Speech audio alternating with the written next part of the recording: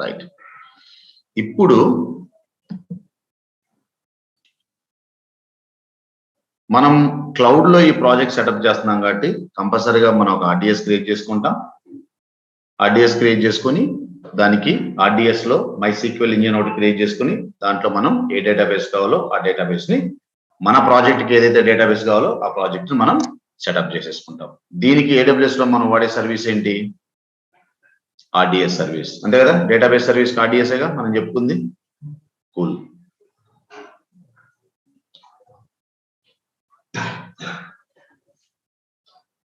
Right. ఇప్పుడు next database మనకు ready అయింది. నెక్స్ట్ ఏం చేయాలి? మన జావా అప్లికేషన్ రన్ అవ్వాలి. ఫర్ ఎగ్జాంపుల్ మీరు వార్ ఫైల్ కానీ ఈఆర్ ఫైల్ కానీ రన్ చేయాలంటే EC2 ఇన్స్టెన్స్ తీసుకొని దాని మీద జావా టామ్క్యాట్ ని సెటప్ చేసుకుంటాం. అదే మైక్రో సర్వీస్ ఆర్కిటెక్చర్ అయితే డాకర్ కానీ క్యూబర్నెటిస్ కానీ సెటప్ చేసుకుంటాం. దేనికైనా EC2 సర్వర్స్ ఉండాలిగా. సో ఇక్కడ మీకు ఒక EC2 సర్వర్ ఉంటుంది. At the same time load balancing కోసం ఇంకొక EC2 సర్వర్ ఉంటుంది. ఇవి మనకు తెలిసినట్లు best option multiple availability zones లో క్రియేట్ చేసుకుంటాం. ఓకే, ఈ రెండు కూడా ఒక నెట్వర్క్ లోపల క్రియేట్ అవుతూ ఉంటాయి VPCలో. అట్ ద సేమ్ టైం ఈ రెండు కూడా లోడ్ బ్యాలెన్సింగ్ లో రన్ అవుతూ ఉంటాయి విత్ ఆటో స్కేలింగ్, అంతే కదా. మరి ఇప్పుడు ఈ రెండింటి మీద అప్లికేషన్ రన్ అవుతున్నప్పుడు వీటి మీద లోడ్ పెరిగింది అనుకోండి, స్కేలింగ్ జరగాల వద్దా? జరగాలంటే ఇప్పుడు ఈ రెండు ఇన్స్టెన్స్ మీరు ఆటో స్కేలింగ్ గ్రూప్ లో క్రియేట్ చేసుకుంటారా, చేసుకోరా? మరి దానికి యూజర్ రిక్వెస్ట్ డిస్ట్రిబ్యూషన్ జరగాల వద్దా? జరగాలంటే దానికి లోడ్ బ్యాలెన్సర్ ఉండాలా వద్దా? ఓకే, ఇవన్నీ ఇక్కడ వస్తాయి అన్నమాట. ఆటో స్కేలింగ్ కానీ, లోడ్ బ్యాలెన్సింగ్ కానీ, అవైలబిలిటీ జోన్స్ కానీ, VPC కానీ, ఇవన్నీ ఇక్కడ వచ్చేస్తాయి. అట్ ద సేమ్ టైం ఇది చూడండి, ఇక్కడ ఇది కూడా ఒక డేటాబేస్ కూడా ఏదో ఒక VPCలో రన్ అవుతూనే ఉంటుందిగా.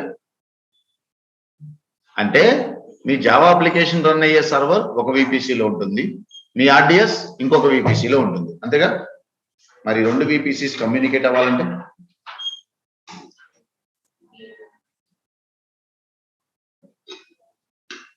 VPC peering సర్వర్ వెళ్ళి డేటాబేస్ తో కమ్యూనికేట్ అవ్వాలి.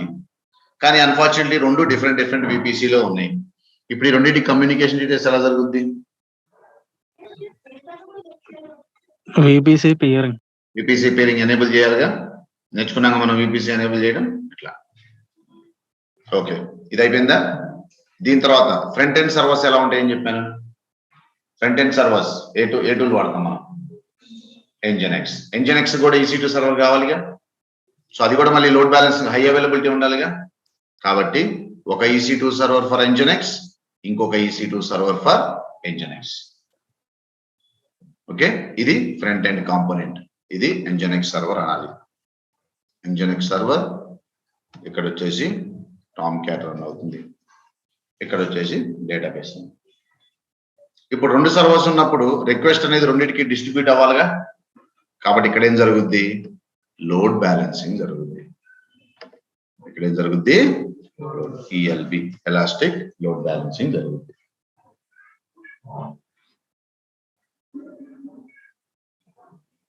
Elastic load balancing. So user అనేవాడు రిక్వెస్ట్ కనుక లోడ్ బ్యాలెన్సింగ్ వస్తే ఈ లోడ్ బ్యాలెన్సింగ్ నుండి రిక్వెస్ట్ ఇక్కడికే, లోడ్ బ్యాలెన్సింగ్ మీకు ఇక్కడికైనా వెళ్ళొచ్చు, ఇక్కడికైనా వెళ్ళొచ్చు.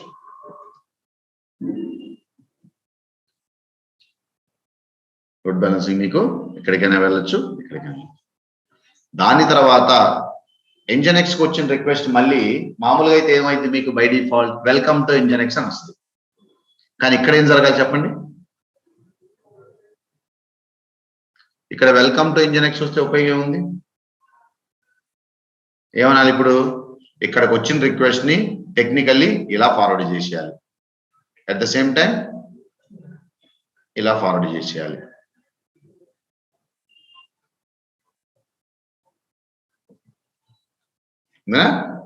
సో టామ్క్యాట్ లో ఇక్కడ అప్లికేషన్ ఉంటుంది, ఇక్కడ కూడా అప్లికేషన్ ఉంటుంది, ఇది కూడా Nginx. సో మళ్ళీ మీ రిక్వెస్ట్ అప్లికేషన్కి వచ్చింది అనుకో, మళ్ళీ అప్లికేషన్ ఏం చేయాలి? ఇక్కడ నుంచి వెళ్ళి డేటాబేస్ తో కమ్యూనికేట్ అవ్వాలి. ఎందుకు? దాంట్లో ఉన్న డేటాను తెచ్చుకోవాలిగా. అది అయితే మామూలుగా ఎంజినెక్స్ బిహేవియర్ ఎలా ఉంటుందంటే, రిక్వెస్ట్ యూజర్ నుంచి వస్తే అది ఎమ్మటే వెల్కమ్ టు ఎంజినెక్స్ అని చెప్పి మళ్ళీ బ్యాక్ పంపించేస్తుంది ఇమీడియట్ గా. కానీ మనకు అలా జరగకూడదు. ఏం జరగాలి? రిక్వెస్ట్ వస్తే ఆ ఎంజినెక్స్ వచ్చేసి నెక్స్ట్ టామ్ క్యాట్ కి పంపించాలి. ఎందుకు? టామ్ క్యాట్ లో ఆ జావా అప్లికేషన్ ఉంటుంది కాబట్టి. టామ్ క్యాట్ లో ఆ జావా అప్లికేషన్ అనేది ఉంటుంది కాబట్టి.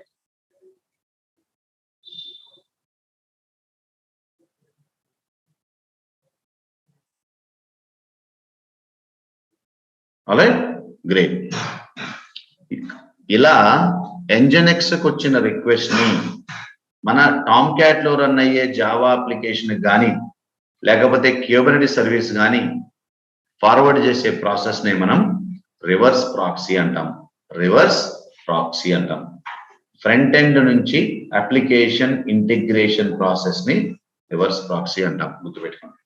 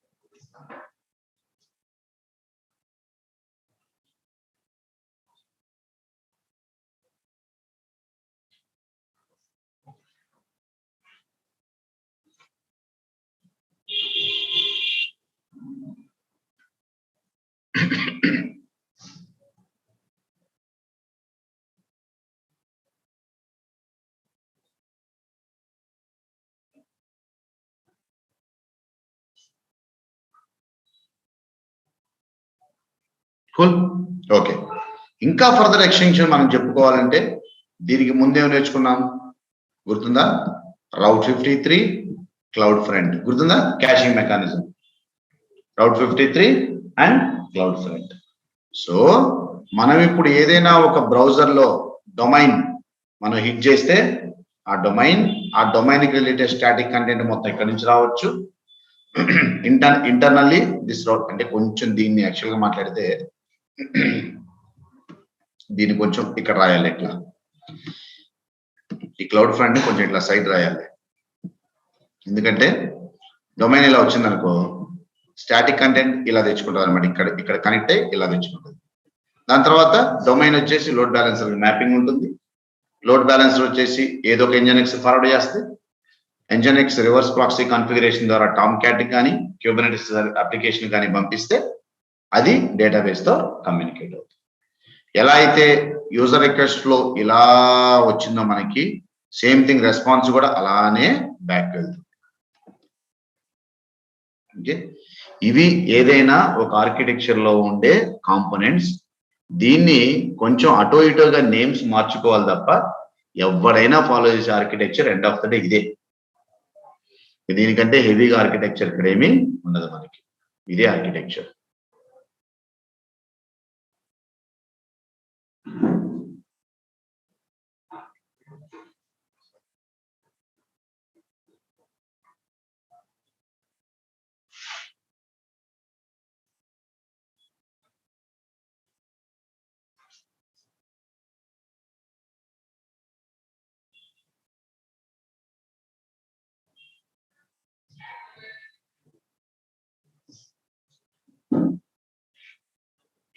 Done, perfect. ఇప్పుడు మనం ఏం చేద్దామంటే నేను ఆఫ్ చేస్తా, మీరు ఆఫ్ చేయాలి. మీకు ఈ సెటప్ మొత్తం చేసి చూపిస్తాను నేను. డేటాబేస్ దగ్గర నుండి, టామ్ క్యాట్ దగ్గర నుంచి, ఎన్జెనిక్స్ నుండి ఈ రివర్స్ ప్రాక్సీ కాన్ఫిగరేషన్ వరకు చూపిస్తా. ఇదే సెటప్ నేను ఏదైతే చూపిస్తాను మీకు ఎగ్జాక్ట్ గా ఇంకో సెటప్ చేసేయాలి మీరు. అంటే ఆర్డిఎస్ అలానే ఉంటుంది, ఈ టామ్ క్యాట్ ఒకటి, ఎన్జెనిక్స్ ఒకటి మీరు ఇంకోటి చేసేయాలి. నేను ఇది చేసినట్టు చేసేసి రెండింటికి కలిపి టార్గెట్ గ్రూప్ క్రియేట్ చేసి లోడ్ బ్యాలెన్సర్ అటాచ్ చేసేయండి. టార్గెట్ గ్రూప్ ఇంజిన్ రెడీ ఉంది. ఏ సర్వర్స్ కి అయితే లోడ్ బ్యాలెన్సింగ్ జరగాలో ఆ రెండింటికి కలిపి టార్గెట్ గ్రూప్ క్రియేట్ చేస్తారు. తర్వాత నెట్వర్క్ లోడ్ బ్యాలెన్సర్ క్రియేట్ చేసేసి ఆ టార్గెట్ గ్రూప్ ని లోడ్ బ్యాలెన్సర్ కి అటాచ్ చేసేస్తారు. ఈ సెట్ మొత్తం నేను చూపిస్తా. రెండో సెట్ మొత్తం కాపీ పేస్ట్ చేసేసి ఆ రెండు తీసుకెళ్ళి లోడ్ బ్యాలెన్సర్ కి అటాచ్ చేసి, దట్స్ ఇట్. Okay, perfect. ఇప్పుడు ఆర్డర్ చెప్పండి, ఎలా క్రియేట్ చేసుకుంటూ వెళ్తాం మనం క్రియేట్ చేసుకుంటూ ప్లస్ టెస్టింగ్ కూడా చేయాలంటే బెస్ట్ ఏ అప్రోచ్ అంటారు మీరు?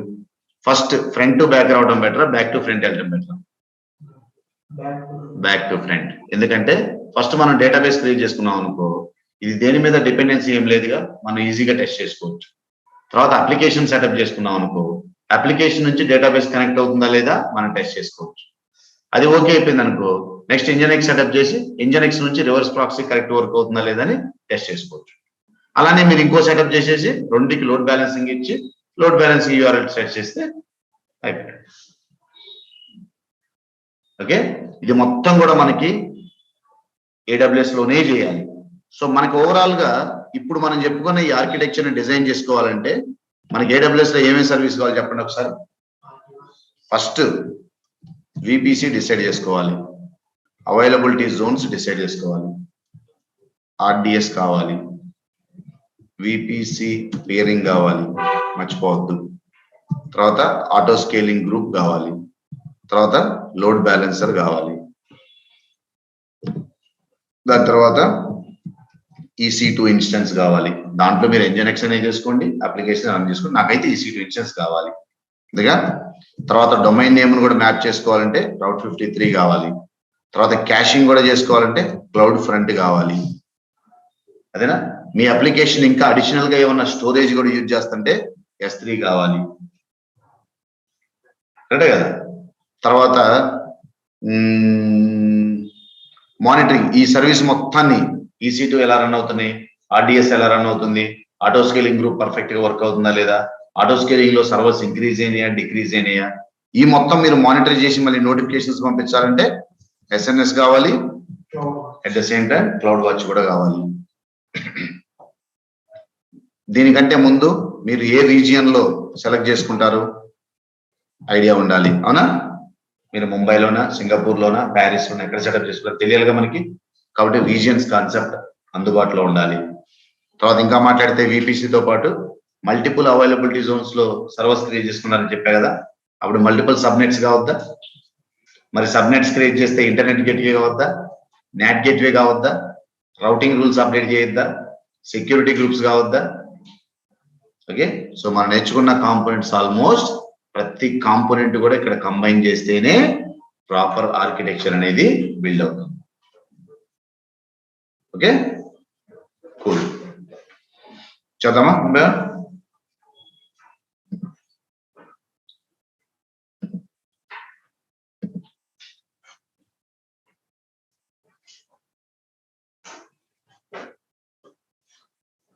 డాక్యుమెంట్ కూడా ఇస్తాను నేను దీనికి.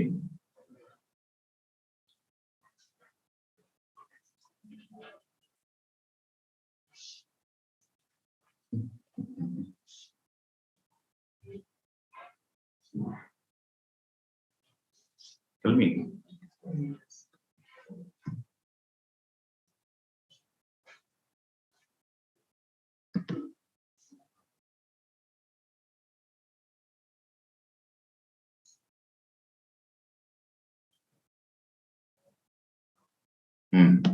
ఫస్ట్ ఏ సర్వీస్ చేసుకుందాం డిసైడ్ అయ్యాం, ఆర్డిఎస్ చేసుకుందాం. ఓకేనా?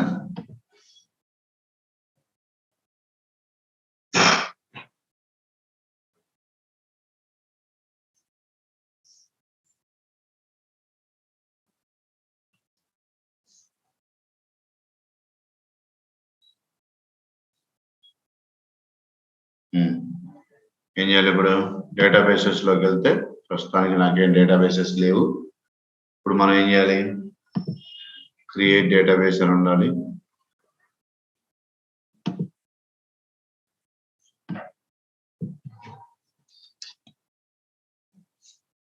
ఇక్కడ ఏ డేటాబేస్ తీసుకుంటున్నాం మనం MySQL DB తీసుకుంటున్నాం. ఇదే చెప్పండి మీరు ఇంటర్వ్యూస్ లో కూడా. మీరు ఏ DB వాడుతున్నారంటే MySQL అని చెప్పండి ఇంటర్వ్యూస్ లో కూడా. ఏ వర్షన్ అయితే ఆ వర్షన్, మీకు 8 కావాలంటే 8, మీరు ప్రీవియస్ కావాలంటే కూడా ప్రీవియస్ వర్షన్ తీసుకోవచ్చు, మీ ఇష్టం. అది ఏ వర్షన్ అనేది మీ ఇష్టం కాదు, డెవలపర్ ఏం చెప్తే అది. MySQL వర్షన్ తర్వాత ప్రస్తుతానికి ఫ్రీ టైం తీసుకోండి, అన్నెసరీ చార్జెస్ ఎందుకు.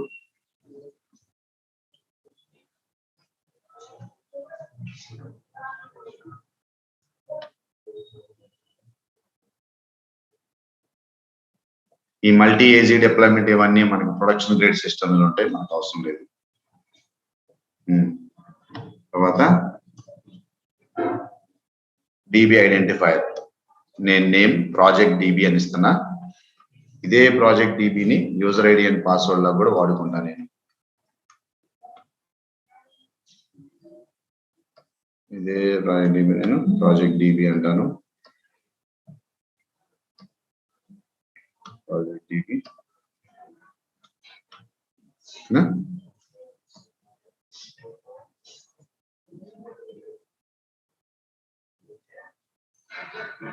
దీని తర్వాత మైక్రో T3 మైక్రో వద్దులే, వర్చువల్ సిపిస్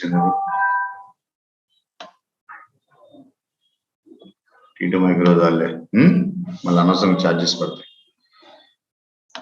తర్వాత స్టోరేజ్ డిఫాల్ట్ ఉంచండి, 200 GB.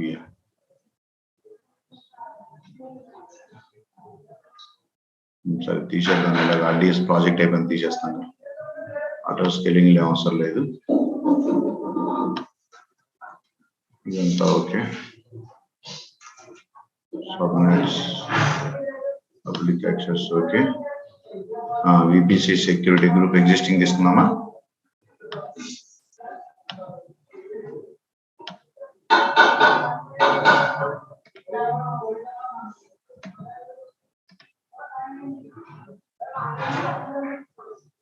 ఓకే, అడిషనల్ కాన్ఫిగరేషన్ లో డేటాబేస్ ఏ పోర్ట్ యూజ్ చేస్తుంది 3306, డేటాబేస్ ఆథెంటికేషన్ ఇదంతా ఓకే.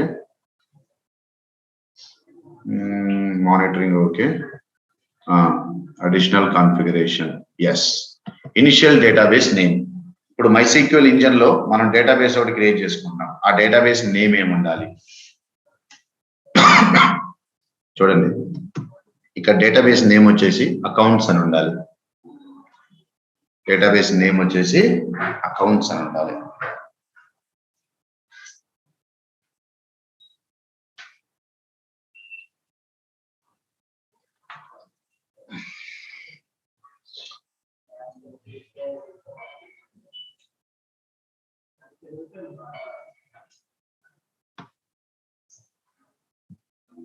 ఓకే, తర్వాత 5.7 is okay, that's fine.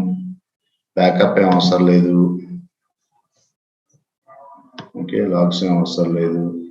Maintenance upgrades ఇవన్నీ మీరు క్రియేట్ చేసినాయి కదా, తెలుసు కదా. మళ్ళీ ఎలా ఆడకండి అన్న చెప్తారా.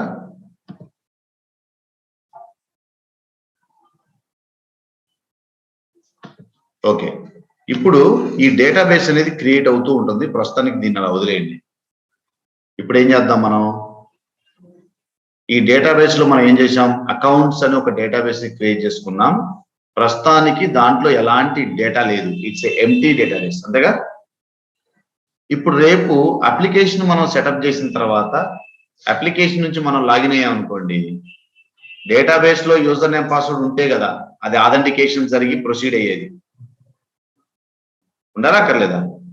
అలాంటప్పుడు ఈ అప్లికేషన్ లో ఏదైతే యూజర్ నేమ్ పాస్వర్డ్ మనం టైప్ చేస్తున్నామో అది డేటాబేస్ లో ఉండాలంటే ఫస్ట్ ఆఫ్ ఆల్ డేటాబేస్ లో మనం ఏదో ఒక శాంపుల్ డేటాని అయితే లోడ్ చేసి ఉంచాలిగా ప్రస్తుతానికి మనకి డేటాబేస్ లో ఏదో ఒక శాంపుల్ డేటాని అయితే లోడ్ చేసి ఉంచాలా అక్కర్లేదా? ఖచ్చితంగా ఉంచాలి. ఖచ్చితంగా ఉంచాలి. ఆ శాంపుల్ డేటా లోడ్ చేయడానికి ఏం చేశామంటే జావా డెవలపర్స్ ఏదైతే కోడ్ రిపాజిటరీలో మెయింటైన్ చేశారో దాంట్లోనే ఒక ఫైల్ క్రియేట్ చేశాం. ఊరికే అకౌంట్స్ db.sql అని ఒక స్క్రిప్ట్ క్రియేట్ చేశాం. ఆ స్క్రిప్ట్ రన్ చేస్తే ఆటోమేటిక్ గా ఆ డేటాబేస్ లోకి శాంపుల్ డేటా లోడ్ అయింది. ఇది ఈ అప్లికేషన్ కి స్పెసిఫిక్ గా రాసుకున్న రిక్వైర్మెంట్ ఇది. రేపు మీ ప్రాజెక్ట్ లో మీకు అలా వేరేదో ఫైల్ రాసి ఉంటారు మీ డెవలపర్స్, వాళ్ళని అడగాలి మీరు, బాస్ డేటా లోడ్ చేయడానికి ఏ ఫైల్ వాడారు అని. ఏది నిజంగా మీ అప్లికేషన్ అవసరం అయితే, అవ్వకపోతే దట్స్ డిఫరెంట్ కేస్. అవ్వకపోతే మీరు అడగాల్సిన అవసరం లేదు. నా ప్రాజెక్ట్ రిక్వైర్మెంట్ ఉంది కాబట్టి నేను లోడ్ చేసుకుంటున్నా. ఓకే, మరి ఇప్పుడు నేను ఆ శాంపుల్ డేటా లోడ్ చేయాలంటే నాకు ఆ ఫైల్ కావాలిగా. ఆ ఫైల్ ఎక్కడుంది? గిట్హబ్ రిపాజిటరీలో ఉంది. మరి నా కోడ్ని తెచ్చుకోవాలిగా. తెచ్చుకొని శాంపుల్ డేటాను లోడ్ చేయాలి. కాబట్టి నేను ఇప్పుడు ఒక EC2 ఇన్స్టెన్స్ క్రియేట్ చేసేసి ఆ EC2 ఇన్స్టెన్స్ క్రియేట్ చేసిన తర్వాత దాంట్లోకి నేను గిట్ యూజ్ చేసుకొని కోడ్ని క్లోన్ చేసుకుంటా. ఆ కోడ్ లో నాకు శాంపుల్ డేటా లోడ్ చేసే స్క్రిప్ట్ ఉంది. ఆ స్క్రిప్ట్ నేను రన్ చేస్తే నాకు డేటాబేస్ లో డేటా లోడ్ అయిపోద్ది. ఐఎమ్ ఫ్రీ, ఇంకే ఇబ్బంది లేదు నాకు. ఓకేనా? ఇప్పుడు ఆ పని చేస్తా. దానికోసం ఫస్ట్ నేను ఒక EC2 ఇన్స్టెన్స్ క్రియేట్ చేసుకుంటాను. ఓకే, EC2 ఇన్స్టెన్స్ ఉంటే దెన్ నో ప్రాబ్లం.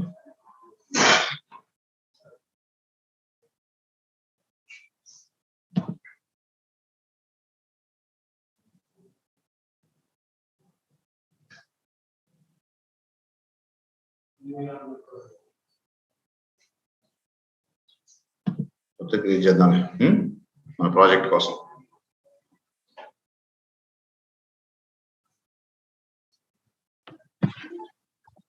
జంకిన్స్ లో గిట్ ఉంటది కదా సార్, దాంట్లో చేసేయండి. ఎందుకులే భయ్, T2 మీడియం అది మళ్ళీ బిల్ పడితే నేనే వేరే వాళ్ళు వాడుతున్నా. కరెక్ట్గా సార్, కట్టే వాళ్ళు అయితే ఇబ్బంది పడ. కట్టరా? ఎందుకులే, కట్టపోయినా కానీ పక్కన వాళ్ళు వాడారంటే కోపం వచ్చిందిగా, అంతే కదా.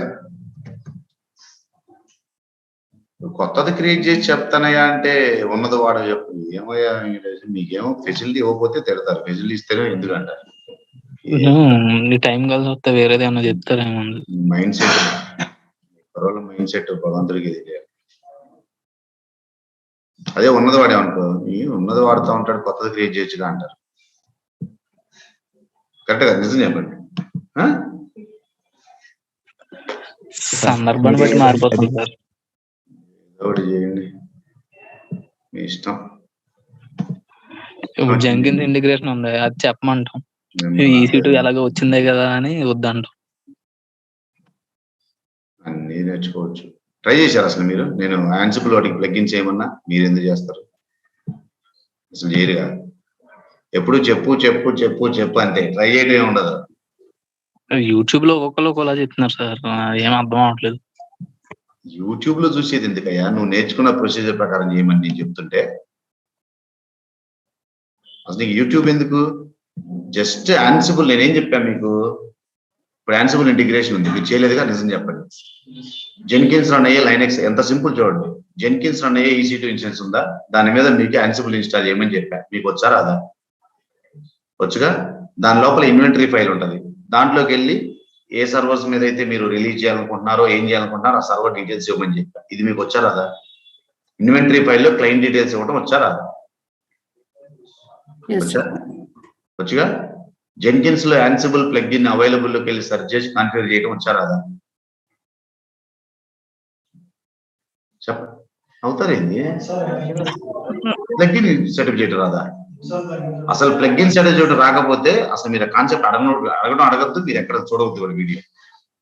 ఎన్ని ప్లగ్ఇన్స్ కాన్ఫిగర్ చేసాం మనం జెన్కిన్స్ లో, అవునా? డెలివరీ పైప్ లైన్ ప్లగ్ఇన్ చేసాం, sonar plugin, 45 plugin, selenium plugin, Nexus plugin, Tomcat plugin, ఇన్ని ప్లగ్ఇన్స్ చేసాం మనం. అలానే ఆన్సిబుల్ ప్లగ్ఇన్ సెర్చ్ చేసి కాన్ఫిగర్ చేసి జాబ్ కాన్ఫిగరేషన్కి వెళ్ళి బిల్డ్ స్టెప్కి వెళ్ళండి.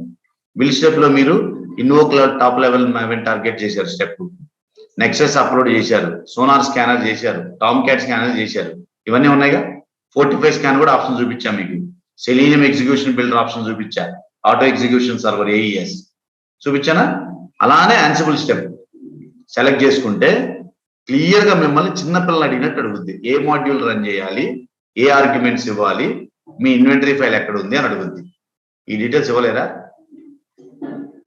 దీనికి యూట్యూబ్ వీడియోలు ఎందుకు మీకు? చెప్ప వెంకటేశం, సూపర్ సార్ మీరు. మీకు ఎందుకు యూట్యూబ్ మోడల్ చెప్పు నాకు. నేను సూపర్ కాదు, చెప్పు విషయం చెప్పు. అదేం లేదు సార్, మీరు చెప్తే కొంచెం గుర్తుండిపోద్ది అది. ఇప్పుడు నేను ఈ స్టెప్స్ మీరు ట్రై చేశారా చేయలేదా అది కావాలి నాకు. నేనే చెప్పా, సోనార్ క్యూబ్ నేనే చెప్పా, నెక్సెస్ నేనే చెప్పా, అన్ని నేనే చెప్పింది, అన్ని ప్లగిన్స్ చెప్పా కదా. దాంట్లో మీకు రాంది ఏదో చెప్పండి, అప్పుడు చెప్తా. ట్రై చేయకుండా అడగద్దు, ట్రై చేయండి ఒకసారి. రేపు ఇంకోటి ఏదో సమ్ X2 అవసరం పడుద్ది, మళ్ళీ వస్తారా ఫీజులో ట్రైనింగ్ కి? చెప్పండి సార్ అదే.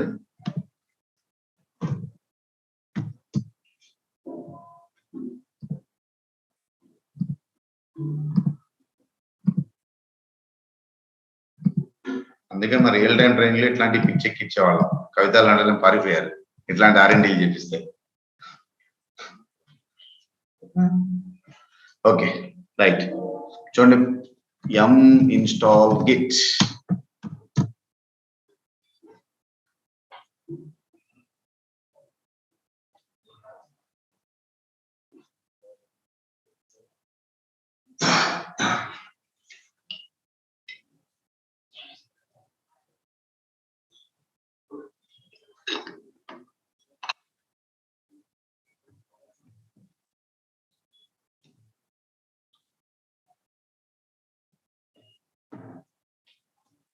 గిట్ అయిపోయిన తర్వాత కోడ్ ని మనం క్లోన్ చేసుకుంటాం.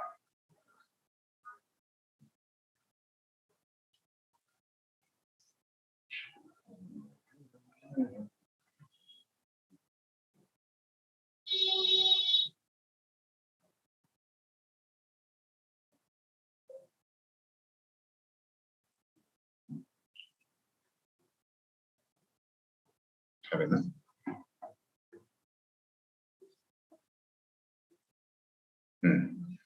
ఇప్పుడు నేను వెళ్ళి కోడ్ ని క్లోన్ చేసుకుంటా.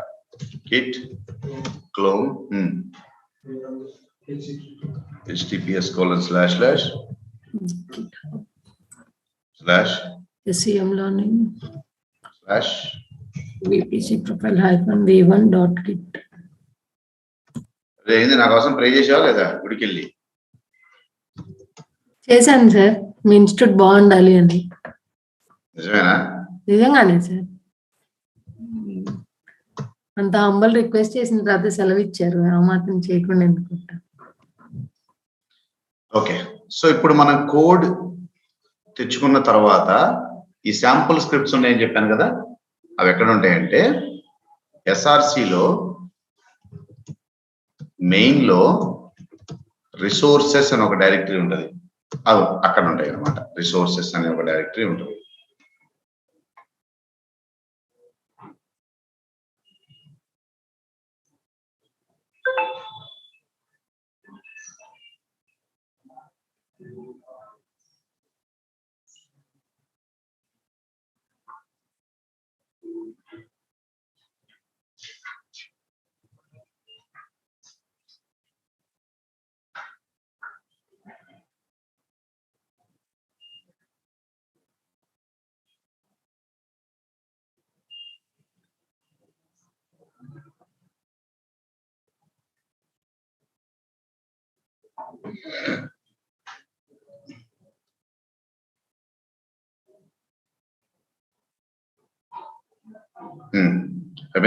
ఇక్కడ మీకు రిసోర్స్ లో 2 ఇంపార్టెంట్ ఫైల్స్ ఉంటాయి.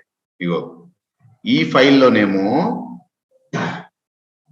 ఈ application.properties అనే ఫైల్లో డేటాబేస్ ఎక్కడ ఉంటుంది, దాని డీటెయిల్స్ ఎక్కడ ఉంటాయి అని అప్డేట్ చేయాలి. అంటే అప్లికేషన్ వెళ్ళి డేటాబేస్ తో కమ్యూనికేట్ అవ్వాలి. సో దానికి డేటాబేస్ యూజర్ నేమ్ ఉండాలి, డేటాబేస్ పాస్వర్డ్ ఉండాలి, ప్లస్ ఆ డేటాబేస్ ఎండ్ పాయింట్, డేటాబేస్ తో కమ్యూనికేట్ అవడానికి ఎండ్ పాయింట్ ఉండాలి.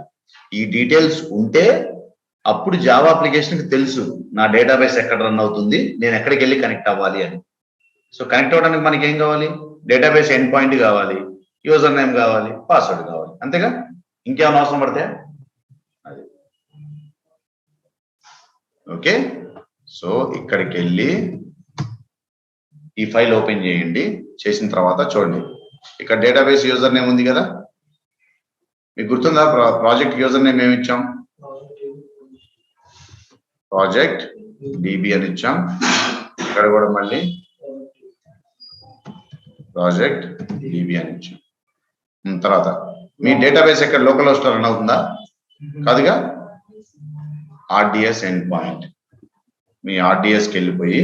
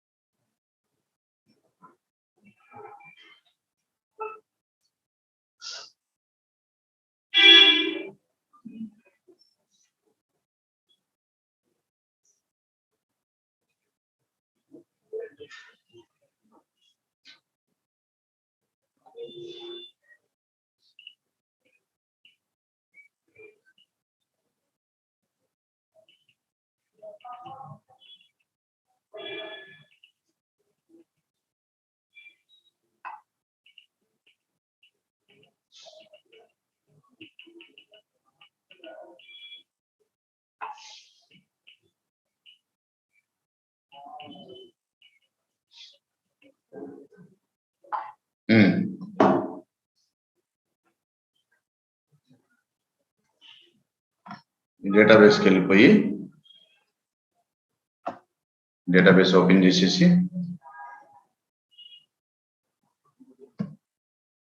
ఇక్కడ ఎండ్ పాయింట్ ఇవ్వండి.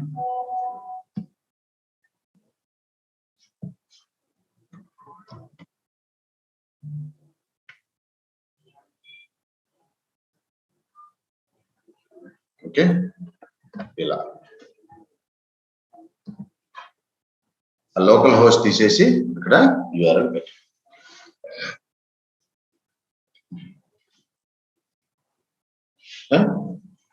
కూల్.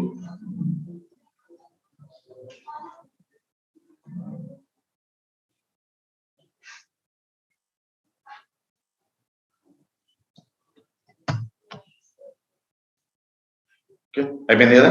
ఇప్పుడు జావా అప్లికేషన్ తెలుసు నా డేటాబేస్ ఎక్కడ రన్ అవుతుంది, సింపుల్. ఇప్పుడు శాంపుల్ డేటా ఎక్కడ ఉంటుందని చెప్పాను, ఇక్కడ. ఇప్పుడు నేను నా MySQL DB కనెక్ట్ అయ్యి ఆ శాంపుల్ డేటా ఎక్కడ ఉందో నేను ఆ డేటా లోడ్ చేయాలి, ఆ డేటాబేస్ లోకి లోడ్ చేయాలి. సో నా శాంపుల్ డేటా ఎక్కడ ఉంది, ఇక్కడ ఉందని చెప్పాను. ఇప్పుడు నేను ఫస్ట్ నా డేటాబేస్ కనెక్ట్ అవ్వాలి. ఎలా కనెక్ట్ అవ్వాలి చూడండి.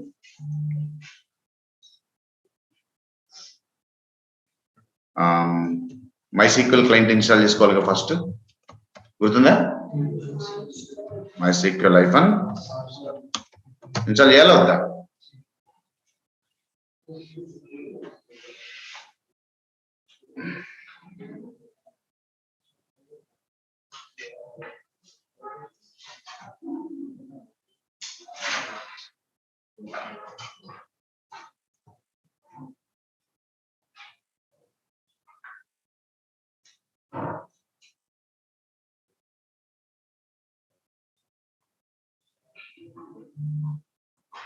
సార్,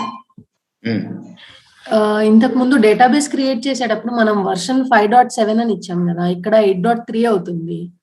పర్లేదు, ఇది క్లయింటేగా మనం వాడేది, ఏం కాదు. కనెక్టివిటీ ఇప్పుడు EC2 కనెక్ట్ అవడానికి మనం పట్టి వాడుతున్నాం కదా, అట్లా ఇది ఏం ప్రాబ్లం లేదు. ఓకే, ఇప్పుడు డేటాబేస్ క్లయింట్ సాఫ్ట్వేర్ ఇన్స్టాల్ అయింది కదా. ఇప్పుడు మనం దాన్ని కనెక్ట్ అవ్వాలి. MySQL -H మన డేటాబేస్ ఎక్కడ రన్ అవుతుంది, ఇదే కదా end point. Database end point తెచ్చుకోవాలి. ఓకే, డేటాబేస్ ఎండ్ పాయింట్ ఎక్కడ ఉంది, ఇక్కడే కదా మన డేటాబేస్ ఎండ్ పాయింట్ ఉంది. -U అని ఇచ్చి ఏం చేస్తాం, ప్రాజెక్ట్ DB అని ఇస్తాం. తర్వాత -P అని ఇస్తాం. ఎంటర్ కొడితే పాస్వర్డ్ అడుగుద్ది, అంతేగా. ప్రాసెస్ కూడా రోజు వచ్చేసింది, మా గత్తర వచ్చింది. ఇక ఇప్పుడు నేను ఏం చేయాలంటే ఇలా డేటాబేస్ కనెక్ట్ అవుతుంది కదా, అంటే ఈ సర్వర్ నుంచి నేను డేటాబేస్ కనెక్ట్ అవ్వగలుగుతున్నా, అంతే కదా. ఇంకా చాలా టెస్ట్ చేసుకున్నాను, బయటకు వచ్చేయండి. ఇప్పుడు ఇదే కమాండ్ రన్ చేసి మనం ఏం చేయాలంటే, నా డేటాబేస్ ఏ నేమ్తో క్రియేట్ చేశా, డేటాబేస్ నేమ్ ఏంటి, అకౌంట్స్. దాంట్లోకి నేను అకౌంట్స్ db.sql అకౌంట్స్ db.sql ఇది నా శాంపుల్ డేటా ఉన్న స్క్రిప్ట్. అంటే ఏం చేయమంటున్నా, నువ్వు ఈ స్క్రిప్ట్ రన్ అవ్వు, ఈ స్క్రిప్ట్ రన్ అయితే వచ్చే రిజల్ట్ ఈ డేటాబేస్ లో స్టోర్ చేయన్నా. అప్పుడు శాంపుల్ డేటా స్టోర్ అయిద్దా అవదా, స్టోర్ అయిద్దా అవదా. ఓకే, మళ్ళీ చెప్తున్నా చూడండి. ఇదేమో డేటాబేస్ కనెక్ట్ అవ్వడానికి ఇక్కడ వరకు. దీని తర్వాత ఏ డేటాబేస్ లో శాంపుల్ డేటా స్టోర్ అవ్వాలి, దాని తర్వాత ఏ శాంపుల్ స్క్రిప్ట్ రన్ అవ్వాలి.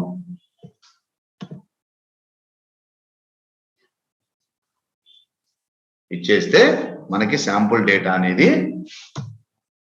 పాస్వర్డ్ అడుగుతుంది, project dB. Done, data load అయిపోయింది. ఓకే, ఎర్రలేం రాకుండా చాలు, డేటా లోడ్ అయిపోయింది. సో శాంపుల్ డేటా నాకు ఆల్రెడీ డేటాబేస్ ఉంటుంది.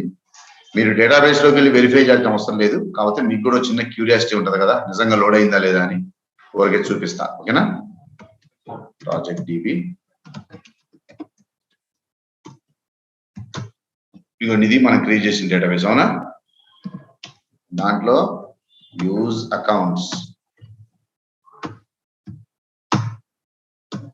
Show tables. చూడండి, ఇదంతా శాంపుల్ డేటా క్రియేట్ అయింది అనమాట. బై డిఫాల్ట్ మనం డేటాబేస్ క్రియేట్ చేసినప్పుడు ఇవన్నీ ఉండవు. మామూలుగా అయితే ఇవన్నీ ఇప్పుడు నేను లోడ్ చేయబట్టి ఇవన్నీ క్రియేట్ అయినాయి. Okay, so database side we are good. So RDS create చేసాం, MySQL ఇంజిన్ క్రియేట్ చేసాం, దాంట్లో అకౌంట్స్ అనే డీబీ క్రియేట్ చేసాం, దాంట్లో శాంపుల్ డేటా కూడా లోడ్ చేసి పెట్టాం. So DB side we are clear. ఇప్పుడు మనం జావా అప్లికేషన్ ని సెటప్ చేయాలి. ఇప్పుడు జావా అప్లికేషన్ సెటప్ చేయాలంటే ఇదిగో మనం ఈ కోడ్ లో కొన్ని చేంజెస్ చేసాం, అవునా. ఇప్పుడు మనం ఏం చేయాలి, ఈ వి ప్రొఫైల్ అప్లికేషన్ ని బిల్డ్ చేయాలి. బిల్డ్ చేయాలంటే నాకేం ఉండాలి, ఫస్ట్ మావెన్ ఉండాలి. మావెన్ ఉండాలంటే ఫస్ట్ ఏం ఉండాలి, జావా ఉండాలి. సో ఇన్స్టాల్ చేసుకుందాం.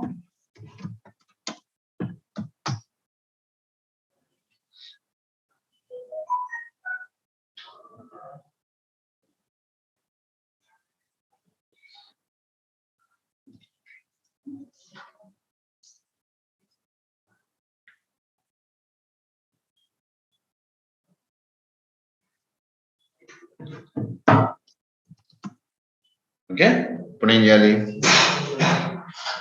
మావెన్ ఇన్స్టాల్ చేయాలి. yum install maven.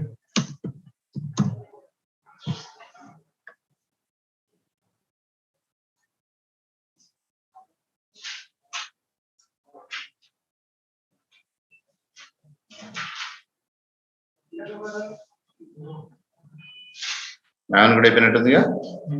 ఓకే, ఇప్పుడు ఏం చేయాలి, ఈ కోడ్ లోకి వెళ్ళి మావెన్ ఇన్స్టాల్, అంతేగా. అంతే, దట్స్ ఇట్.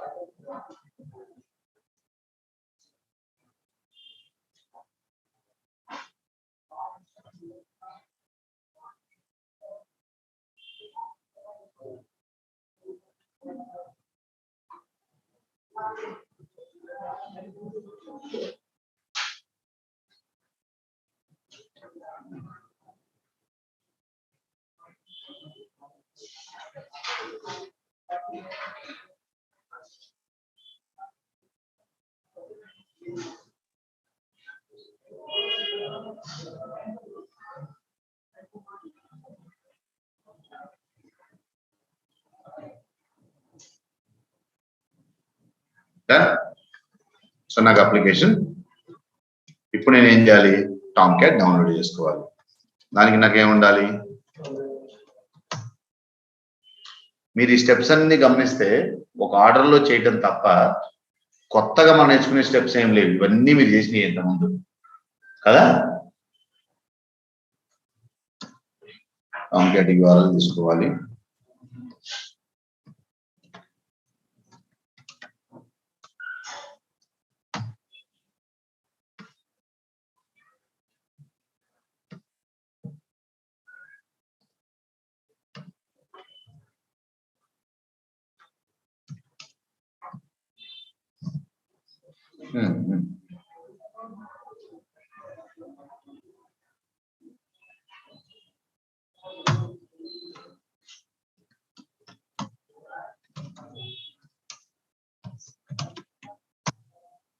ఓకే, ఇప్పుడు ఏం చేయాలి, ఈ అపాచే ఫోల్డర్ లోకి వెళ్ళి వెబ్ యాప్స్ లోకి వెళ్ళి ఇక్కడికి మనం అప్లికేషన్ కాపీ చేయాలి. నా అప్లికేషన్ ఎక్కడ ఉంది, హోమ్ లో, EC2 యూజర్ లో, వి ప్రొఫైల్ లో, టార్గెట్ లో, vprofile-v1.war ఇక్కడ ఉంది. దీన్ని నా కరెంట్ డైరెక్టరీలో కాపీ చేసుకున్నాను అంతేగా.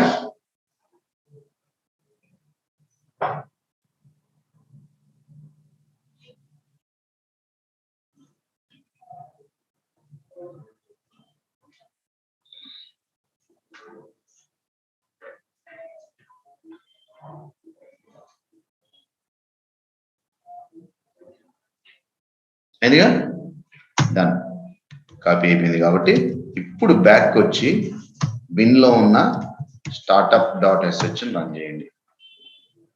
టామ్ క్యాట్ ని స్టార్ట్ చేయండి.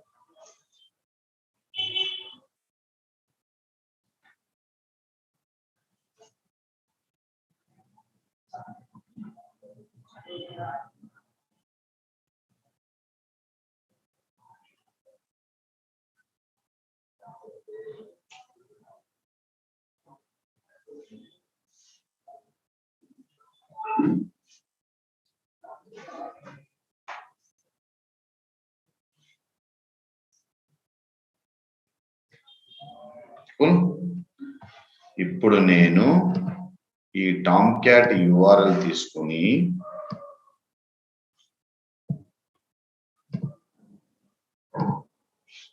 ఈ టామ్ క్యాట్ అనే IP అడ్రస్ కావాలి నాకు.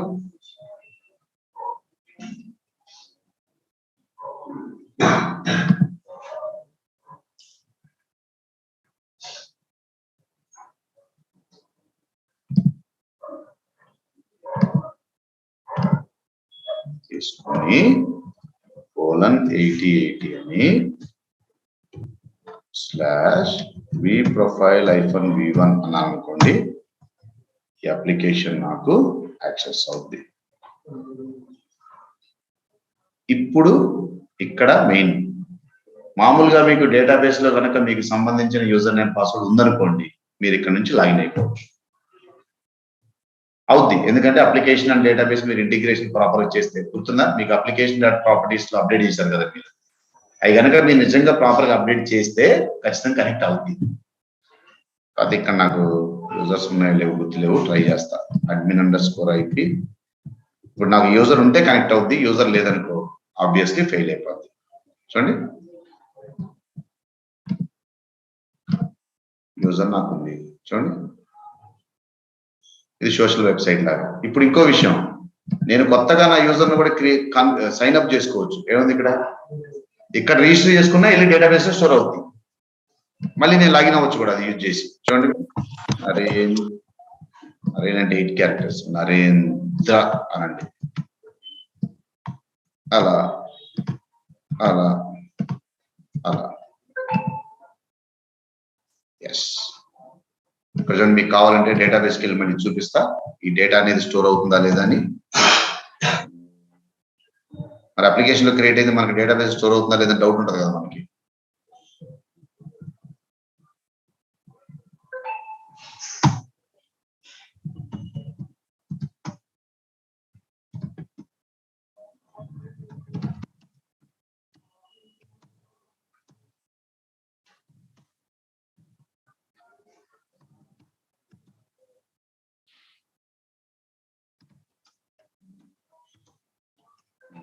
చూడండి, సెలెక్ట్ స్టార్ ఫ్రమ్ యూజర్ అని అంటుంది. నేను అప్లికేషన్ లో సైన్ అప్ చేసుకుంటే ఆ డేటా వచ్చి బ్యాక్ ఎండ్ లో స్టోర్ అయింది అంటే డేటా. అప్పుడు అప్లికేషన్ కి డేటాబేస్ కి లింక్ ఉన్నట్లా కాదా చెప్పండి. అప్లికేషన్ కి డేటాబేస్ కి లింక్ ఉన్నట్లా కాదా.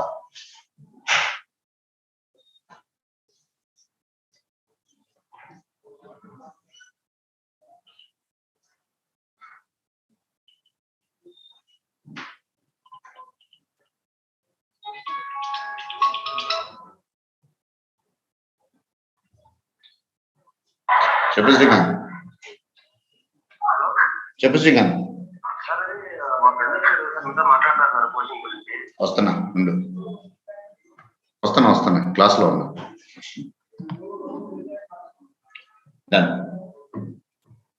ఉంది కదా. సో అంటే మీకు నేను అప్లికేషన్ లో సైన్ అప్ అయిన డేటాబేస్ లోకి వస్తుందంటే అప్లికేషన్ నుంచి డేటాబేస్ ప్రాపర్ గా కనెక్ట్ అవుతున్నట్లా కాదా. అంటే మీరు ఇంటిగ్రేషన్ కరెక్ట్ చేసినట్టేగా, రైట్? కరెక్ట్. ఇప్పుడు కూడా మనం టామ్ క్యాట్ లో రన్ అవుతున్న అప్లికేషన్ యాక్సెస్ చేసుకుంటున్నాం డైరెక్ట్, అదే డేటాబేస్ కనెక్ట్ అవుతుంది, బాగానే ఉంది. కానీ రియాలిటీలో యాక్చువల్ ప్రాజెక్ట్ లో టామ్ క్యాట్ ని ఎవరు బయటకి ఎక్స్పోజ్ చేయరు అని చెప్పాను, మీకు గుర్తుందా? సో టామ్ క్యాట్ కంటే ముందు మనకి ప్రాక్సీ లేయర్ ఒకటి కావాలని చెప్పాను. ఆ ప్రాక్సీ లేయర్ ని మనం ఫ్రంట్ ఎండ్ సర్వర్స్ అంటాం. దానికి మనం వాడే టూలే ఎంజినెక్స్. సో ఇప్పుడు మనం ఏం చేయాలి, మళ్ళీ ఎంజినెక్స్ కోసం ఇంకొక సర్వర్ ని క్రియేట్ చేసుకుని దాంట్లో ఎంజినెక్స్ ని సెటప్ చేసుకుని ఎంజినెక్స్ నుంచి మళ్ళీ టామ్ క్యాట్ కి ఇంటిగ్రేషన్ చేయాలి. ఈ ఇంటిగ్రేషన్ ఏమంటామని చెప్పాను, రివర్స్ ప్రాక్సీ అంటారని చెప్పాను. ఓకే, ఎవరైనా ఈ ఎంజినెక్స్ సర్వర్ ని యాక్సెస్ చేసుకుంటే ఆటోమేటిక్ గా రిక్వెస్ట్ వచ్చేసి అక్కడ స్టాప్ అవ్వకుండా నెక్స్ట్ రన్ అవుతున్న జావా అప్లికేషన్ లోకి ఫార్వర్డ్ చేస్తుంది. ఆ జావా అప్లికేషన్ డేటాబేస్ తో కమ్యూనికేట్ అయ్యి మీకు ఏ డేటా కావాలో ఆ డేటాని రిట్రైవ్ చేసుకుని మీకు వెబ్సైట్ ఫామ్ లో చూపిస్తాం అన్నమాట. ఓకే, సో మనం ఇప్పుడు ఇంకొక EC2 ఇన్స్టెన్స్ క్రియేట్ చేద్దాం.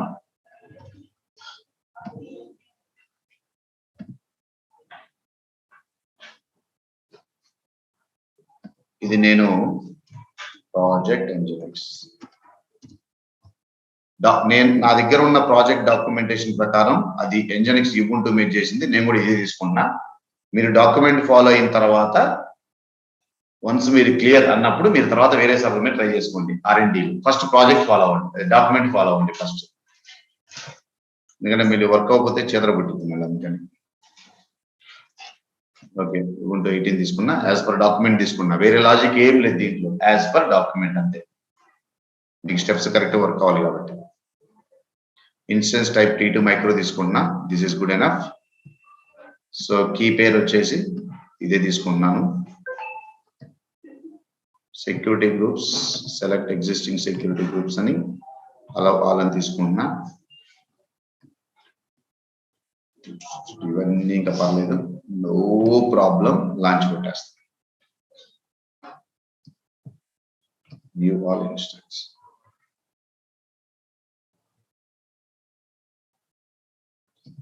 ప్రాజెక్ట్ DB అని ఇచ్చాను, సారీ, ప్రాజెక్ట్ ఎంజినెక్స్ ఇవ్వాలి. ప్రాజెక్ట్ వెబ్ సర్వర్, ఇది ఫ్రంట్ ఎండ్, ప్రాపర్ నేమ్స్ ఇచ్చుకోవాలి. కూల్, స్టార్ట్ అయిపోయింది.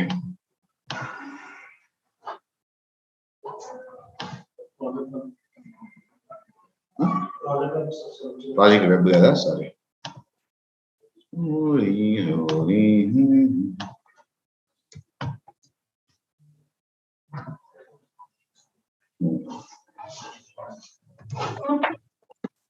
ఎన్జినెక్స్ లేకుండా డైరెక్ట్ టామ్ క్యాట్ లో డిప్లాయ్ చేస్తే ఏంటి సార్ మనకి మైనస్? జనరల్ గా టామ్ క్యాట్ లో డిప్లాయ్ చేస్తే డేటాబేస్ ఎంత సెక్యూర్డ్, జావా అప్లికేషన్ కూడా అంతే సెక్యూర్డ్. మీకు ఫ్రంట్ ఎండ్ ప్రాక్సీ సర్వర్ లేకుండా జనరల్ గా ఎవరు డైరెక్ట్ జావా అప్లికేషన్స్ ని బయటికి ఎక్స్పోర్ట్ చేయరు బికాస్ ఆఫ్ సెక్యూరిటీ కన్సర్న్. కాబట్టి మధ్యలో ఖచ్చితంగా ఒక ప్రాక్సీ లేయర్ని పెట్టుకుంటారు. ఎన్జినెక్స్ లో ఏముండదు, యూజర్ రిక్వెస్ట్ ని అప్లికేషన్ కి ఫార్వర్డ్ చేస్తుంది అంతే. అంటే బయట వాళ్ళకి డైరెక్ట్ గా జావా అప్లికేషన్ ఐపీస్ తెలియకుండా ఎన్జినెక్స్ సేవ్ చేస్తూ ఉంటది అనమాట. అందుకే దీన్ని ప్రాక్సీ లేయర్ అంటాం. అర్థమైందా మిస్టర్? Yes sir. ఓకే, ఇది చాలా simple. yum install nginx. Apt okay correct. ఇవి ఉంటుంది కదా.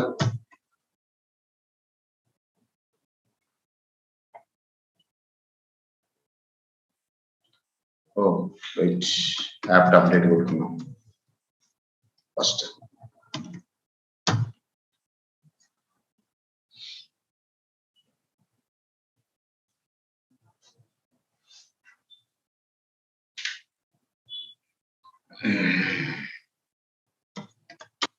apt install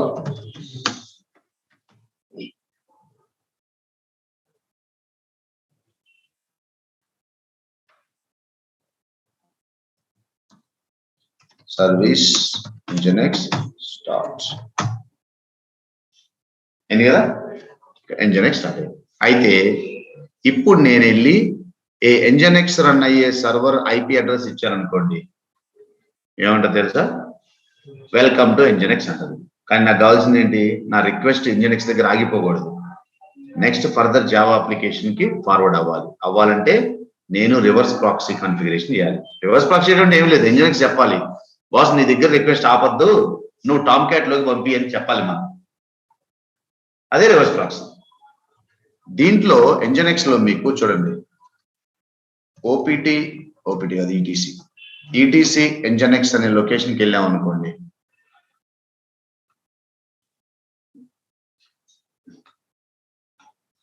okay, ETC nginx అనే లొకేషన్కి వెళ్తే ఇక్కడ చూడండి మీకు 2 డైరెక్టరీస్ ఉంటాయి, సైట్స్ అవైలబుల్, సైట్స్ ఎనేబుల్డ్ అని. ఇక్కడ సైట్స్ అవైలబుల్ లోకి వెళ్ళారనుకో, చాలా సింపుల్ గా ఇక్కడ డిఫాల్ట్ అనే ఒక ఫైల్ ఉంది, అవునా? దాంట్లో ఏముంటదంటే ఎవరైనా రిక్వెస్ట్ చేస్తే నువ్వు ఇండెక్స్ ఫైల్ లోడ్ చేయి, దాంట్లో వెల్కమ్ టు nginx ఉంటుంది అని ఉంటుంది దీంట్లో. అది మనకు వద్దుగా ఇప్పుడు, కాబట్టి సింపుల్ గా దాన్ని రిమూవ్ చేసేయండి. సో ప్రస్తుతానికి దీంట్లో ఏం లేదు, అవునా? ఇప్పుడు మనం ఏం చేయాలి, దీనికి nginx చెప్పాలి, ఇదిగో రిక్వెస్ట్ వస్తే నువ్వు పలానా చోట టామ్ క్యాట్ రన్ అవుతుంది, దానికి నీ రిక్వెస్ట్ ని ఫార్వర్డ్ చేయి అని చెప్పాలి, అంతేగా? సో దానికోసం రివర్స్ ప్రాక్సీ కాన్ఫిగరేషన్ ఫైల్ అని ఒకటి ఉంటుంది, ఇది మీకు ఇస్తాను. డాక్యుమెంట్ ఎలాగ ఇస్తున్నారు మీకు, మీ ప్రొఫైల్ ప్రాజెక్ట్ అండ్ కర్వీ ప్రొఫైల్ సెటప్. ఓకే,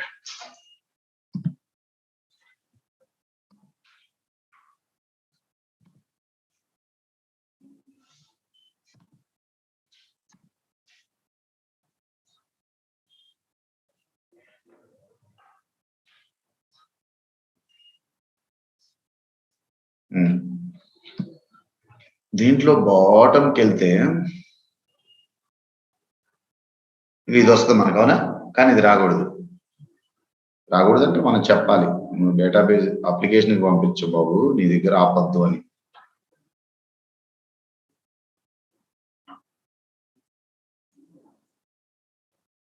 ఇది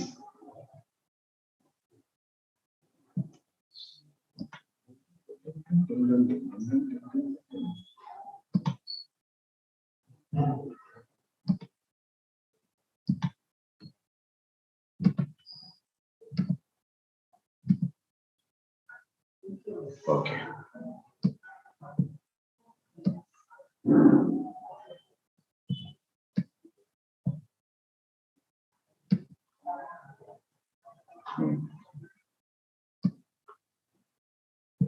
ఇప్పుడు ఇక్కడి నుంచి ఇక్కడ నుంచి నేను ఇక్కడే కాపీ చేసుకుంటాను. ఓకేనా? చేసుకొని జస్ట్ దీన్ని ఇక్కడ రన్ చేస్తే చాలు, మీకు ఆటోమేటిక్ గా ఈ నేమ్ తో ఒక ఫైల్ క్రియేట్ అయిపోతుంది. ఈ ఫైల్లో ఏం కంటెంట్ ఉంటుంది, ఇది ఉంటుంది. నేను ఎక్స్ప్లెయిన్ చేస్తాను మీకు ఏంటో. చూడండి, ఈ ఫైల్ క్రియేట్ అయింది కదా, మీ ప్రొఫైల్. దీంట్లో ఏముంటుంది అంటే చాలా సింపుల్ కాన్ఫిగరేషన్ ఇది.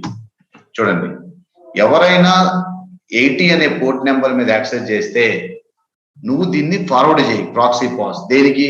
ఇదిగో దీనికి ఫార్వర్డ్ చేయి. ఇదంటే ఏంటి? ఇది ఇక్కడ ఉంది డీటెయిల్స్. ఇదిగో నా టామ్ క్యాట్ ఇక్కడ ఉంది, దీనికి ఫార్వర్డ్ చేయమని చెప్పు. సో ఎవరైనా 80 పోర్ట్ గా రిక్వెస్ట్ పంపిస్తే ఇదిగో వాళ్ళకి ఫార్వర్డ్ చేయి అని చెప్తాం మనం.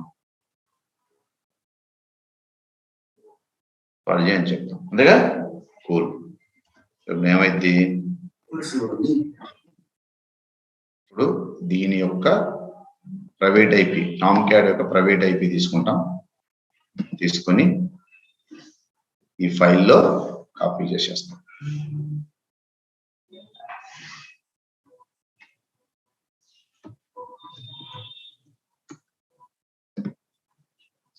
అంతే.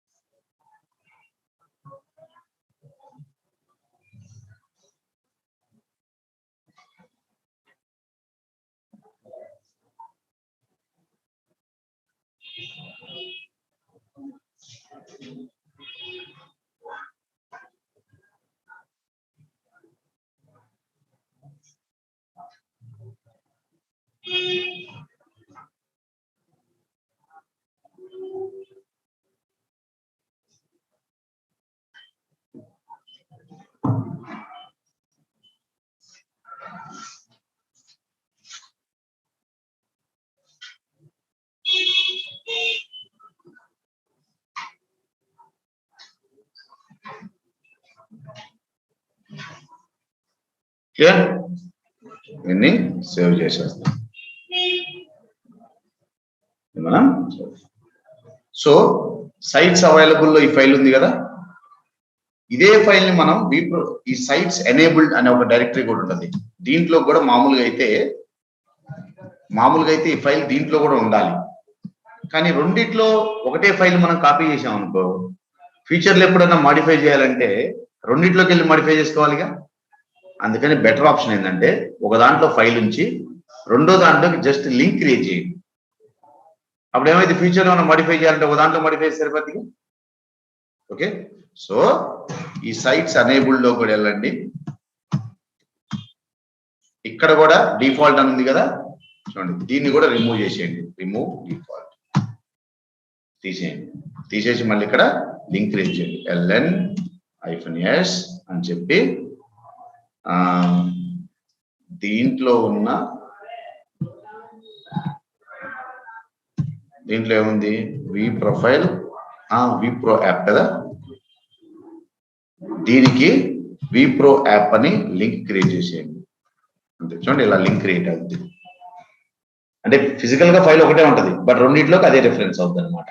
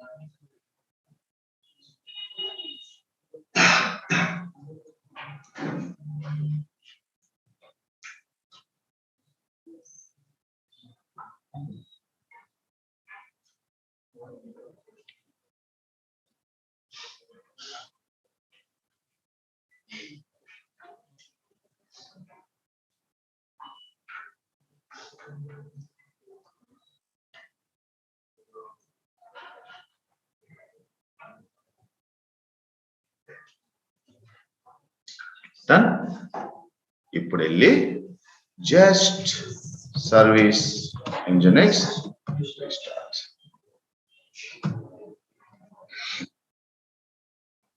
service nginx restart.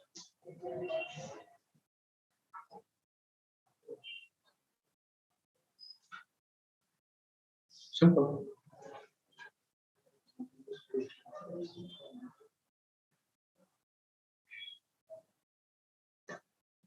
ఓకే, ఇప్పుడు వెళ్ళి మీరు ఇప్పుడు వెళ్ళి nginx ఐపీని గనక యూజ్ చేస్తే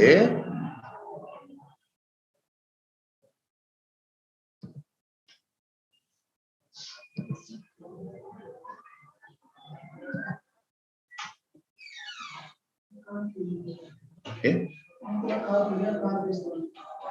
శ్రీరామ్ అన్నాడు. ఓకే, ఇప్పుడు nginx ఐపీ ఇచ్చాను కదా. మామూలుగా అయితే ఏమొచ్చేది nginx టైప్ చేస్తే వెల్కమ్ టు nginx అని రావాలి అంతేగా. కానీ ఇప్పుడు ఏమొస్తుంది చూడండి, టామ్క్యాట్ అంటే nginx దగ్గర రిక్వెస్ట్ స్టాప్ అవ్వకుండా టామ్క్యాట్కి వెళ్తుందా లేదా.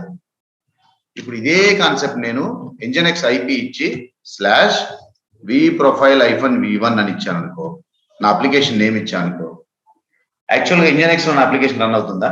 ఎక్కడ రన్ అవుతుంది? ఇప్పుడు నాకు అప్లికేషన్ లోడ్ అయితే రిక్వెస్ట్ టామ్క్యాట్కి వెళ్ళినట్లా కాదా? అంటే nginx నుంచి టామ్క్యాట్ ఇంటిగ్రేషన్ జరిగినట్లా కాదా? ఇప్పుడు ఇక్కడ నేను చెప్పినట్లు ఫ్లోలో ఇక్కడ చూడండి, రిక్వెస్ట్ కనుక నాకు nginxకి వస్తే అది నెక్స్ట్ జావా అప్లికేషన్ ఫార్వర్డ్ అవుతుందా లేదా? జావా అప్లికేషన్ డేటాబేస్ కనెక్ట్ అవుతుందా లేదా? ఓకే, మీరేం చేయాలంటే ఇప్పుడు నేను ఈ సెట్ ఎలా అయితే క్రియేట్ చేశానో మీరు ఈ సెట్, ఇప్పుడు నేను ఈ డాక్యుమెంట్ ఇస్తాను మీకు, ఈ సెట్ ప్రాక్టీస్ చేసిన తర్వాత ఎగ్జాక్ట్ గా సెకండ్ స్టెప్ కూడా అలానే కాన్ఫిగర్ చేయండి. చేసేస్తే మీకు 2 nginx సర్వర్లు క్రియేట్ అవుతాయిగా. ఈ రెండింటిని కలిపి ఒక టార్గెట్ గ్రూప్ క్రియేట్ చేసి 2 తీసుకెళ్లి లోడ్ బ్యాలెన్సర్ అటాచ్ చేసి ఫినిష్.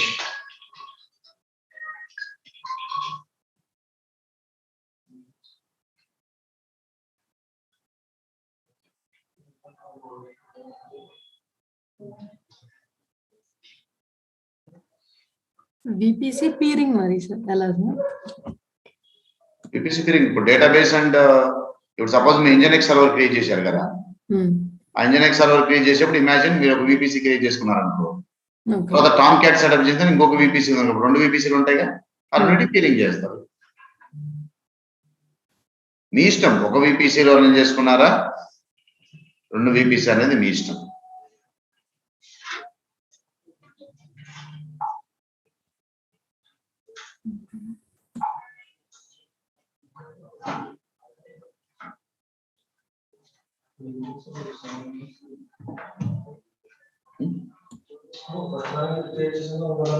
సేమ్ ఫస్ట్ దానికి ఎలా క్రియేట్ చేసి సెకండ్ సెట్ కూడా అలానే చేయాలి.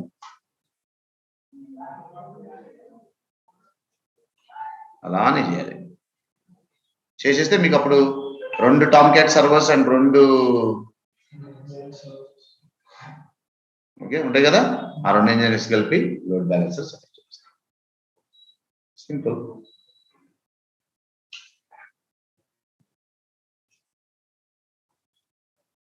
Deal done. ఓకే, ఏ ఆర్కిటెక్చర్స్ అయినా ఎండ్ ఆఫ్ ద డే ఇలానే బిల్డ్ అవుతాయి. ఒక్కొక్క కాంపోనెంట్ యాడ్ చేసుకుంటూ వెళ్తే సేమ్ ఇదే ప్రాసెస్ దేనికైనా. కాకపోతే ప్రాజెక్ట్ ఆర్కిటెక్చర్ చూడగానే చాలా పెద్దది కనిపిస్తుంది. ఇప్పుడు చూడండి, మనం ఫస్ట్ మీకు ఆర్కిటెక్చర్ చూపించే గుర్తుందా?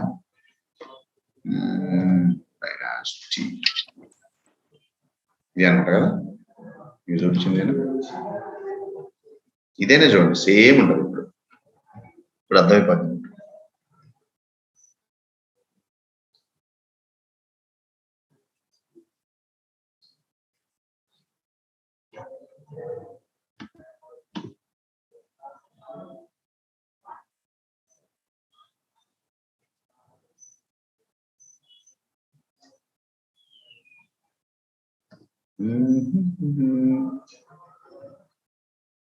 చూడండి, ఇక్కడ డేటాబేస్ ఇది ఒక VPC, ఇక్కడ అప్లికేషన్ ఇది ఒక VPC, రెండింటికి పేరింగ్ ఉంది అంతేనా. ఇది ఆటో స్కేలింగ్ గ్రూప్ లో 2 సర్వర్స్ పెట్టుకున్నాడు. ఎందుకు? లోడ్ పెరిగితే ఇంక్రీజ్ అవ్వడానికి. ఇవి 2 అవైలబిలిటీ జోన్, ఒక అవైలబిలిటీ జోన్ లో సబ్నెట్ ఉంది. ఉందనా? ఇది విపిసి కాబట్టి ఆబ్వియస్లీ యూజర్ రిక్వెస్ట్ రావాలి కాబట్టి ఇంటర్నెట్ గేట్వే పెట్టుకున్నాడు. దీనికి ముందు లోడ్ బ్యాలెన్సర్. ఎందుకు లోడ్ బ్యాలెన్సర్? 2 సర్వర్స్ ఉన్నాయిగా, ఆబ్వియస్లీ లోడ్ బ్యాలెన్సర్ కావాలి. ఇది క్లౌడ్ ఫ్రంట్ ఉంది అవునా? ఈ సర్వర్స్ వచ్చేసి S3 బకెట్ యూజ్ చేసుకున్నాయి కాబట్టి స్టోరేజ్ అటాచ్ చేశారు. ప్లస్ ఈ మొత్తం సెటప్ ను మానిటర్ చేయడానికి నోటిఫికేషన్ కి SMS, మానిటర్ చేయడానికి క్లౌడ్ వాచ్, ఆడిటింగ్ కి క్లౌడ్ డ్రైవ్, లాంబ్డా ఇదో ఫంక్షన్, కస్టమైజేషన్ ఇన్వోకేషన్ కి లాంబ్డా. మనం IAM వాడుకుంటున్నాం కదా, వీడు AWS IAM వాడకుండా వీడు ఆర్గనైజేషన్ లో ఉన్న ఆథెంటికేషన్ సిస్టమ్ ఇంటిగ్రేట్ చేసుకుంటున్నాడు. ఇదిగో ఇది ఆత్ సర్వర్స్ అని, సింగిల్ సైన్ ఆన్, సేమింగ్. అది ఫస్ట్ చూస్తే మీరు ఓవరాల్ గా చూస్తే కన్ఫ్యూజ్ అవుతారు. బిట్స్ అండ్ పీసెస్ డివైడ్ చేసుకుంటే చలి. ఇప్పుడు ఇది క్రియేట్ చేయడం ఎంత ఈజీ చూడండి. ఫస్ట్ ఒక VPC చేస్తారా, దాంట్లో సబ్నెట్స్ క్రియేట్ చేసి డేటాబేస్ సెటప్ చేసుకుంటారు. తర్వాత ఇంకో VPC క్రియేట్ చేస్తారు, దాంట్లో సబ్నెట్స్ ఉంటాయి, దాంట్లో ఆటో స్కేలింగ్ గ్రూప్ క్రియేట్ చేసుకుని దాంట్లో ఇన్స్టెన్స్ పెట్టుకుంటారు. ఈ 2 VPC పేరింగ్ చేస్తారు. ఆబ్వియస్లీ ఇక్కడ సబ్నెట్స్ పెట్టారు కాబట్టి ఈ పబ్లిక్ కాబట్టి ఇంటర్నెట్ గేట్వే పెట్టుకుంటారు, రైట్? దాని తర్వాత ఎట్లాగో ఇవి 2 కాబట్టి లోడ్ బ్యాలెన్సర్ పెట్టేసుకుంటారు. డేటా క్యాషింగ్ కి క్లౌడ్ ఫ్రంట్ పెట్టుకుంటారు. వీటన్నిటి మీద ఎఫిషియెంట్ మానిటరింగ్ కావాలి కాబట్టి ఈ మానిటరింగ్ సిస్టమ్స్ పెట్టుకుంటారు. స్టోరేజ్ కోసం S3 బకెట్ యూజ్ చేసుకుంటారు. ఇలా మీరు ఇదే కాదు, ర్యాండమ్ గా మీరు గూగుల్లోకి వెళ్ళి ఏ ఆర్కిటెక్చర్ అయినా మీరు గూగుల్ చేసుకోవచ్చు. Web application architectures on AWS కొట్టారనుకో ఆర్కిటెక్చర్ డయాగ్రామ్స్ వస్తాయి. మీకు అది చూసి క్లౌడ్ లో సెటప్ చేసేయచ్చు. రియల్ టైమ్ అదే మరి, మీకు ఆర్కిటెక్ట్ టీం వాళ్ళు ఇలా డ్రా చేసి ఇస్తారు, దాన్ని చూసి మీరు డిజైన్ చేయాలి.